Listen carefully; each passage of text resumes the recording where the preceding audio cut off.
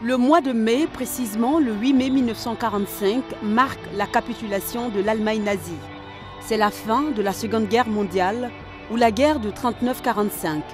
Une date lointaine comme l'Europe de l'Afrique, pourtant plus d'une centaine de milliers d'Africains prennent part à cette guerre qui n'était pas la leur. Des dizaines de milliers de personnes y perdent la vie.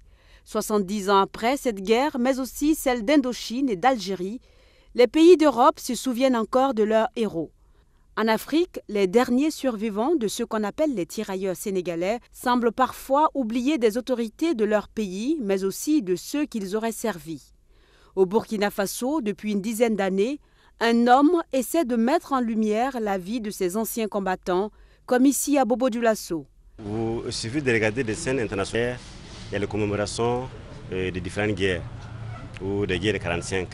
Et puis la capture où les Français ou les Russes ont capturé les Allemands. Mais qu'est-ce qui est fait ici pour nos anciens combattants qui ont participé à ces mêmes guerres-là? Et pour faire quelque chose, je pense que mon travail des anciens combattants que j'ai entrepris il y a 10, 11 ans maintenant, une 11e année maintenant, et l'occasion est pour moi de venir à Bobo Dioulasso. Et le point de départ de tous ces anciens combattants est vers la France, de venir ici et m'entretenir avec mes parents, mes grands-parents et les remettre symboliquement les différents portraits qu'ils ont photographiés depuis cette année. La dernière carte, c'est le nom de l'exposition présentée pour la première fois au public en novembre 2014 à Ouagadougou.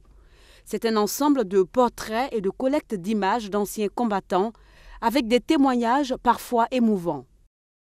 Oui, je l'ai rencontré un qui est à 15 km de Banfora, qui depuis qu'il est rentré au pays, il n'a pas encore sa carte de combattant.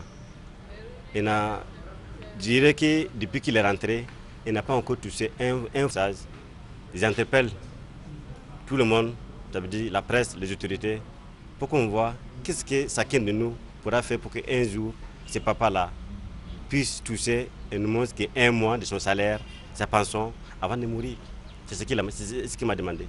Est-ce que mon fils... Drissa Koné est un vétéran de la guerre d'Algérie. 53 ans après ce conflit qui a duré de 54 à 62 entre Français et nationalistes algériens, lorsqu'on lui demande de se présenter, un retour vers le passé s'impose naturellement. Un numéro matricule de 34 206, de la classe 56, recruté en 50. Voilà, c'est la première fois qu'un tel honneur nous est fait. Qu'une personne s'intéresserait à nous, parlerait de nous, de notre situation, on n'y croyait plus. Et pendant la guerre, le combattant burkinabé était toujours en première ligne du front de combat. Mais aujourd'hui, il est aux oubliettes. Les gens doivent le savoir.